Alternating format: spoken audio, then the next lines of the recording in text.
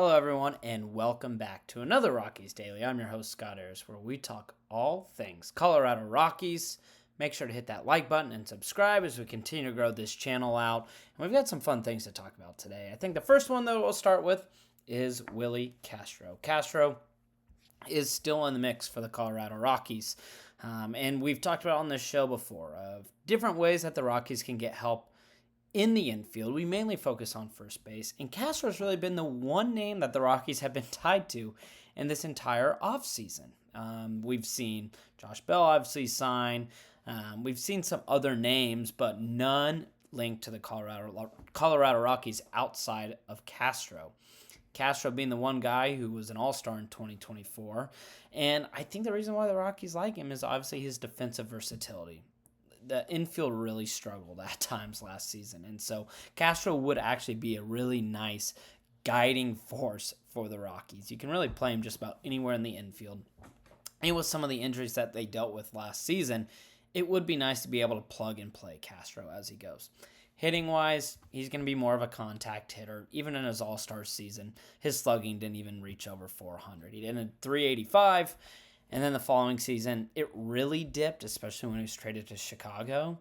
But I do think that's something where the Rockies just hired their hitting coach. This is something where maybe you can figure that out with Castro and see if you can regain even just a little bit of that, right? In his all-star year, he also hit 247. So he's not going to wow you with his bat. It's a type of move that you get to improve your infield defensively, as well as, maybe you put him near the bottom of the lineup until maybe he figures that bat out. But Castro was definitely a name to look after and to look to. And it's interesting. We heard his name about a week ago, and since then it's been crickets. There hasn't been much movement really with him and a lot of other free agents. And as of recording this right now, he's not signed anywhere. We just know that he's talked with the Rockies and a few other teams, or at least those teams have expressed interest. And we're just kind of waiting to see. And that's kind of what the winter meetings and free agency has felt like so far. There's still some big names out there that could just go back to where they came, right? Bo Bichette could end up simply as a Blue Jay. Bellinger could end up back with the Yankees. It's kind of hard to tell right now. But Willie Castro could very well be on his way to Colorado, which would obviously be a nice signing, I think, by the Rockies, depending on what they have to pay for him. We go from one realistic possibility to one that maybe not as realistic. But Ketel Marte recently came out with the 5 teams he will not be traded to. He talked to Arizona. He said, guys, if you're going to trade me, you can't trade me to these teams. The Athletics, the Cardinals, the Pirates, the Giants, and the Yankees. There's a team that he didn't mention, though. There's a team in the NL West that could gladly welcome him to the Mile High City. The Colorado Rockies say, Ketel, come on in. You're welcomed here. Your stay, it's perfect, right? And he says those 5 teams, well, let's face it, he doesn't want to be a Dodger. Who would want to play for the Dodgers? You're just buying a ring at that point. That's embarrassing. He clearly doesn't want to play for anyone in the AL. If you don't want to play for the Yankees, you don't want to play for anyone in the AL. So that narrows it down to about 10, 12 teams. Let's face it, there's only one place that he would probably want to play. And that's in the 52-80, baby. And on top of that, we can give the Diamondbacks a nice return. We'll give you Brenton Doyle, and we'll include his 2 gold gloves. We will give you Chris Bryant, who I heard has a very nice contract.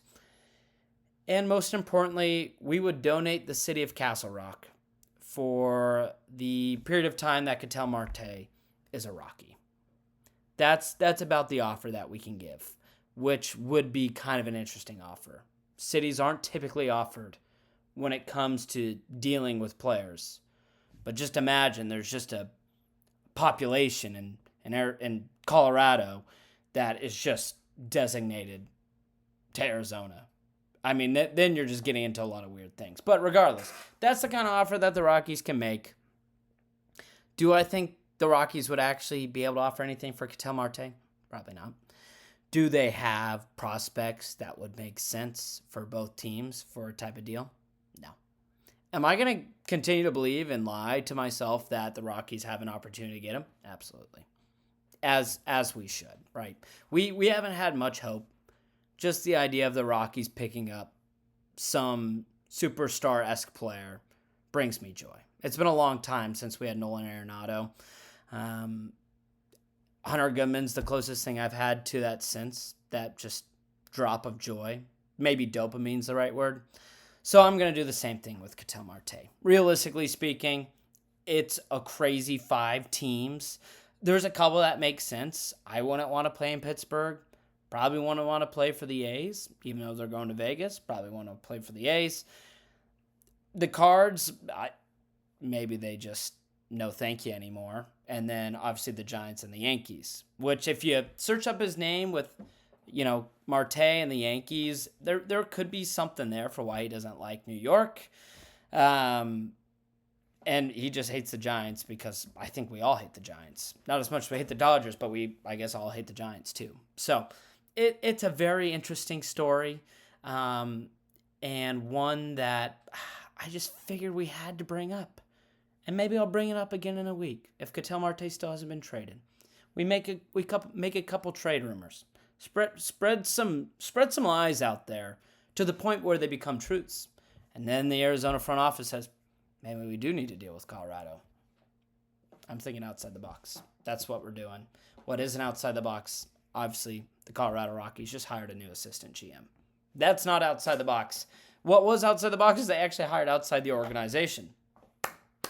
Another round of applause. You did it again. You keep hiring outside the organization. The second hire made from a former New York Met executive. And so for this, the Rockies hired Ian Levin. He was with them around the same time Paul De Podesta was there as well. So this is another hire where De Podesta has had experience working with an exec, with Levin, who's in charge of player development, scouting, and was with the Mets up until 2024. And so it's just another line of moves made by the Rockies where they are hiring, throughout the organization to try to actually make a step to being up there with the rest of the teams in Major League Baseball. And I think they've done a very good job of that in this offseason. And I greatly applaud it. And so, this is a move, we will see the effects of it, probably not right away, but something months down the line, maybe a year down the line, with maybe some progress in between. But I really like this hire. I've been really happy with a lot of the hires that we've already seen in this offseason. Like I said, Tommy Tanis is the other Met who was also hired as an assistant GM. So that makes 2 assistant GMs, both from the New York Mets, now Colorado Rockies, which is how we get Ketel Marte. Full circle right there. But no, in all seriousness, this has been, obviously an impressive offseason when it comes to hiring staff. Maybe not when it comes to actually any form of free agents. It's just been a couple of minor league guys. But I think the focus has been, hey, let's actually get a team in place and see what will actually work here before we start throwing bags of money at people. So I like the hires. I like the moves. And there's still more to come. There's still a few more positions that the Rockies will be seeking out. But until then, we'll just have to wait to hear more. Let's talk about guys who also we could be hearing about in 2026. We've mentioned him a lot, but Charlie Condon, as well as Cole Carrick. Those are the 2 guys that we realistically could be seeing in 2026. There's a few others as well, but I feel like these are going to be the top 2 prospects. Condon is just a behemoth. He's 6'6". He's got a ton of power. He struggled early on, but then in Double-A last year, he had an 807 OPS with 465 slugging. I mean, the dude has just unbelievable power. He hit about 235, right? So, yeah, maybe you want to see the average come up a little, but in reality, if you're able to produce with a lot of power, that's what Colorado needs right now, is they need to be able to have someone who can actually mash, especially at Coors Field. And so Condon is probably that top prospect that we should see up. Holiday is the number one prospect for the Rockies, but obviously he's still kind of an infant. We won't see him until 2028 or 2029. For Cole Carrick, he's a little bit different. Definitely more of that Swiss Army knife feel to him. He is a contact switch hitter, but he has an awesome arm to a point where, if you read his profile on MLB's website, they said that they'd even consider making him a catcher. He's going to mainly be playing either in the outfield or shortstop, but he does have a really impressive arm talent. His hitting still needs some improvement. He struggled at times in the minors last year, but I would expect to see him at some point in 2026, especially if we're seeing the year that the Rockies had last year. We'll probably see guys get called up July, August, September. And these are the two names I most expect to see called up. Again, we have a couple other guys that might get called up in 26 as well, but these are the top two prospects. And it is very important to watch them. I really want to emphasize that, is that these two guys need to be able to play because the Rockies farm system isn't a top 15 farm system. They're not even a top 20 farm system. And that's obviously a little bit concerning considering they just have one of the worst records in baseball history. And so because of that, you really need to hopefully believe in the guys that you have in your system so that those rankings don't matter, right? Because if both Condon and Carrick are great, then that's great for Colorado. And I'm not saying we should expect them to be great in 2026, but we want them to play and actually look like they belong, right? That was a concerning thing with a guy like Zach Veen. We watched him, and there were just times where it didn't feel like he belonged. And I want that to be different in 26. I want Veen to be great. But that's the expectation for these younger guys. We don't expect you to hit 400. We don't expect you to have 30 home runs and 100 RBIs. It'd be incredible. And you're probably not going to play enough to get there.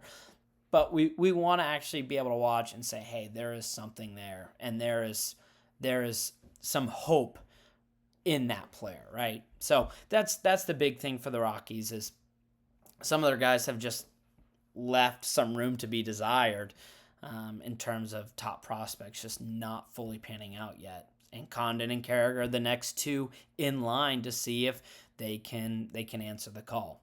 We obviously have plenty of time before they're brought up, but it is worth noting now before we get into full head of steam in season. So those are two names that you obviously want to focus on, follow along while they're in double and triple A, and obviously when they're brought up to the big leagues, how are they going to perform? So I'm really excited for them. I think they're going to be great. I'm really excited for Charlie Condon. I think he's going to be just really exciting. He's huge. he's huge, and he absolutely rakes. So he'll be exciting. But until then, this is another Rockies Daily. I'm Scott Ayers. I hope you liked the video. Obviously, we got a little weird. With Marte, but those are the kind of things that we want to do during the offseason. We got to get weird. That's what it's all about. So if you like this video, hit that like button, subscribe, and I hope you have a great rest of your day.